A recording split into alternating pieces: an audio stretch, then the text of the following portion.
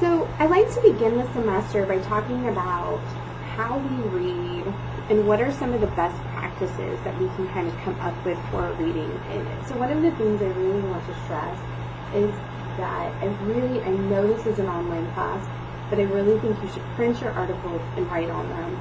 And so that's why one of our first assignments is to print those first 9 pages or so of the Jones article and to annotate. And a lot of times for people, annotating means circling words you don't know, underlining, highlighting things with the highlighter, and that is annotating. But what I really would like you to do is, because to read critically, you're going to have to dig a lot deeper into your reading and into your annotating skills to accomplish that. So if you look on Blackboard under the Course Information tab, I do have a sample annotation that I've put on there so that you can see that. And I want to just kind of go through some of the ways that you can annotate a text at a much deeper level.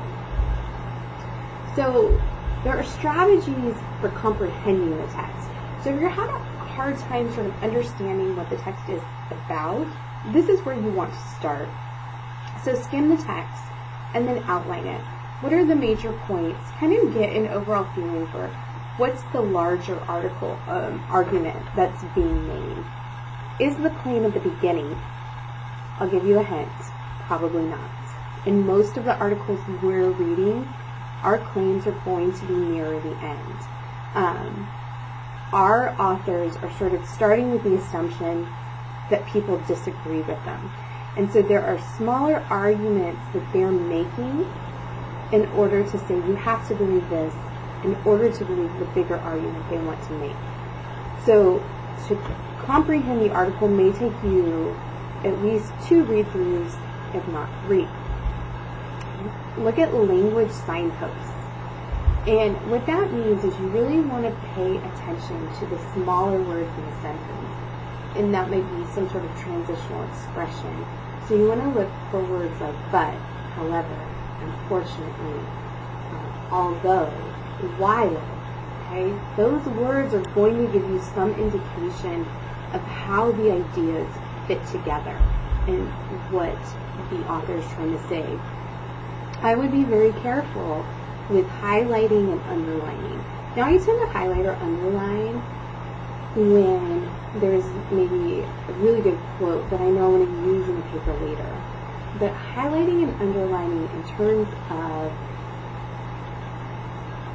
analyzing an argument is not going to give you a lot of information, because when you go back to look at the article to write your analyses, you're not going to know why you highlighted that or why you underlined it.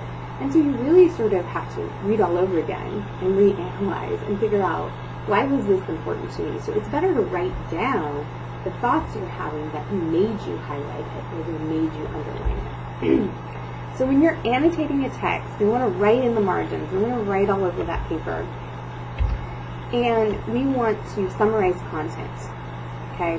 When we read, basically those words that are in those sentences and the sentences that are in the paragraph, we are holding those in our short-term memory, in our working memory. Not even our short-term memory, but our working memory. And it's the content that we have to hold on to understand the article. By summarizing the content on the side of the paper, you're basically telling your working memory, I don't have to hold on to all of this.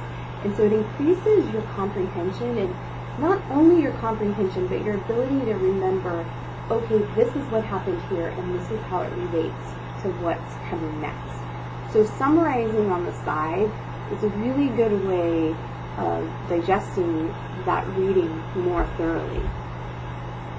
Write questions. So I write anticipatory questions, meaning I anticipate things.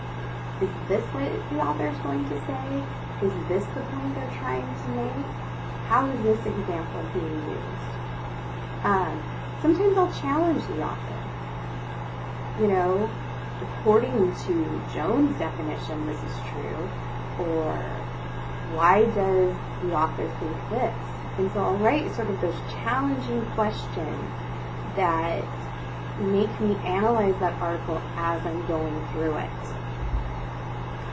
Another really important thing to do as you're reading is to identify the context of the article. In what situation is this author writing? What are they referring to? What experiences, what events that are happening in the world? Have their laws been passed? Has there been a change in the political situation? Has there been a change in a social phenomenon that's going on? What's going on that's influencing what's been written? So identifying potential biases of the author, who are they? Who do they write for? Are they a journalist? Are they in education? Are they in politics? Are they an a retired judge? Who is this author? And so you're looking at credibility, but you're also looking at the situation that author comes from, because that particular situation or context brings with it beliefs. And so we want to look at those beliefs and say, oh, hey, you're head of the Republican or the Democratic Party, or, what are the ideas that you bring with you that this article is kind of based on? So look at the author, identify the context, ask challenging questions, anticipate what evidence or what you think that author is going to do next, and summarize, right? Give your brain a break. Sort of take all of that information and say, okay, this is what I've worked on, this is what I've read in this paragraph, and summarize it to the side, look at the summary of the next paragraph, and kind of figure out then how do they relate to each other? Is there a cause and effect relationship between them?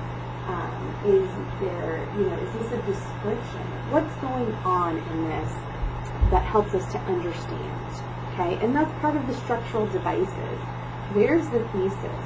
What are the key transitional words that I need to look at that tell me how these ideas relate together? I will tell you this, all of the articles we read have complicated arguments. And they do a lot of looking at the other side in order to acknowledge or to say yes or no, this is not true. And you really have to look at those transitional words, the although, the buts, the howevers, the whens, the for examples, to follow those arguments. So underline those words. That is a good thing to underline. So you can look at that relationship and see what relationship those ideas have. So what I'd like you to do is, you're not discussing in groups, but what you are going to do is take what I've just said, take the ideas in chapter 2 and chapter 2 for yourself, and we'll go into more detail, and apply those to our Jones article. And that way, you can, start thinking out loud. And you want to do that to every article you read. Your Jones article you will turn in next week. Thank you.